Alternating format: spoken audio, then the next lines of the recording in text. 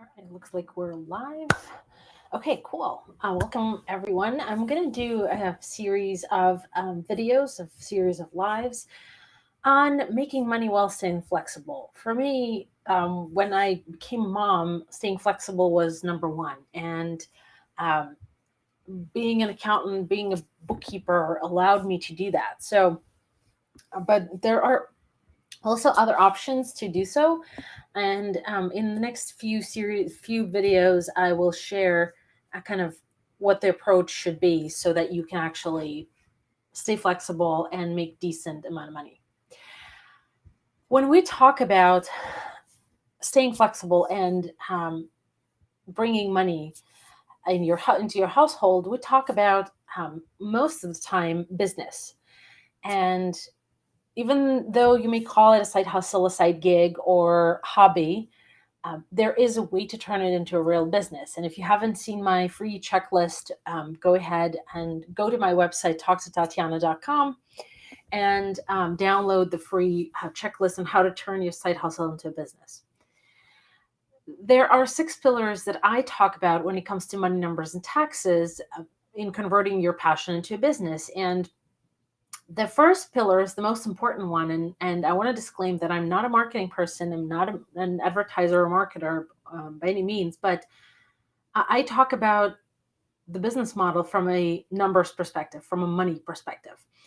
And number one is understanding who's going to pay for your product or service and why. Because once you understand that basic foundation, you actually are able to um, look for new clients, look for new business, understand what people are feeling, what people are looking for in someone like you. And I'll give you an example. I've had quite a few clients who've come to me, past clients, and said, well, we want to have this online platform. And my first question was, well, how are you going to make money? Who's going to pay for your service? Who's going to pay for your whatever subscription? And they couldn't answer that question. And that's what I mean when I say that you have to be super clear as to your business model, who's going to pay for what it is that you're offering. And don't be discouraged if it doesn't come to you kind of right away, because it takes time to develop a solid business model. That's often the reason that people who just have a hobby that they make money with never really turn it into a business, because they don't really think about the business model, what it is that the customer wants.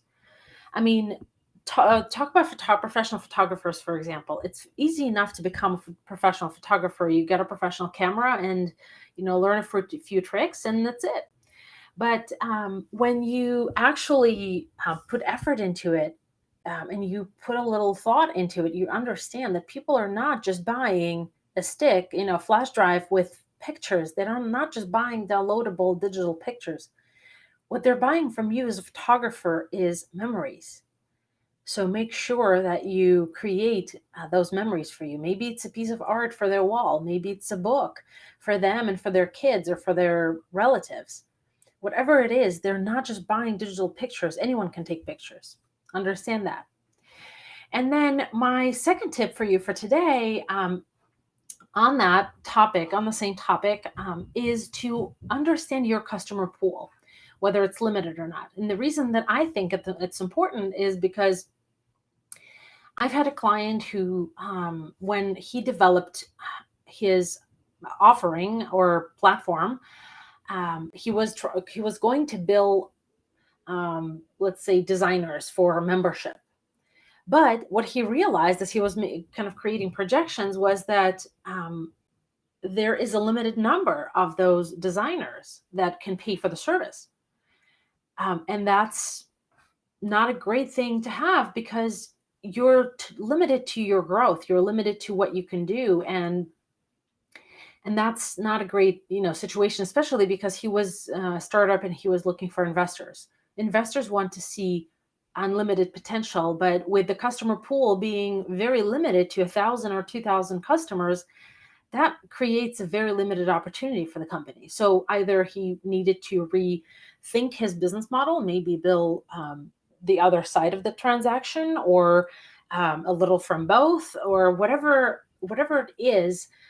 It needed further work, and it did change. This specific person is actually in my book that's coming out next week, and he talks about how his business model changed because of that, because he realized that he was limited and that there is not a lot of potential that can happen in his business.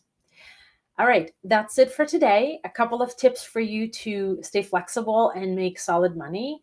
Uh, just a reminder, it doesn't happen overnight. It never happens overnight. It requires some thinking time and also some effort, but also deliberate effort, thought through effort. Okay. And tomorrow I'll talk to you about the next few things, and then we'll talk about debt this week and a few other things. So I'll see you soon.